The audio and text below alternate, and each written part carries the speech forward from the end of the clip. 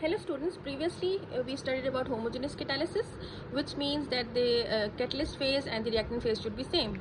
And we studied the example of peroxodisulfate iodine reaction. Okay, now you can see here the energy profile diagram. This is the graphical representation. This on the y-axis is enthalpy change, and on the x-axis it is the progress of reaction. Now you can see there are two energy profile diagrams. One is uncatalyzed and the other is catalyzed.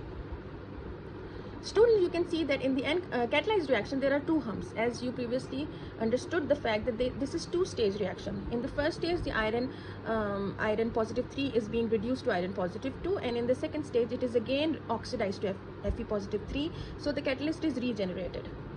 Okay, so this is a graphical representation of the iodine peroxodisulfate reaction, which is the example of homogeneous catalysis. In order for the catalyst to work, the standard electrode potential for the reaction involving the catalyst, it must be in between the electrode potential involving the two reactants. So you can see the catalyst electrode potential lies in between the electrode potential of the reactants. So in this way, it only predicts that the catalysis is possible. It does not give any information about the rate of reaction.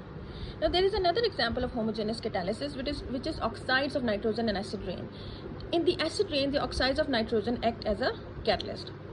Students, you know that burning of sulfur in fossil fuel, burning of sulfur, it makes sulfur dioxide.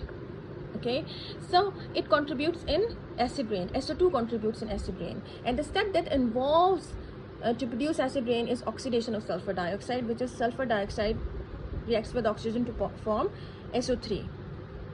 Okay, now the NO2 present in atmosphere, it catalyzes this reaction. Okay, so this reaction is catalyzed by N4 oxide, because in this the NO2, the valency or the oxidation state of nitrogen is 4. Now what happens is the sulfur dioxide, it reacts with NO2 to form SO3 and NO, and this NO then reacts with oxygen, that is atmospheric oxygen, to regenerate NO2. Now students, you see that the catalyst and the reactants are in the same phase. So this is an example of homogeneous catalysis.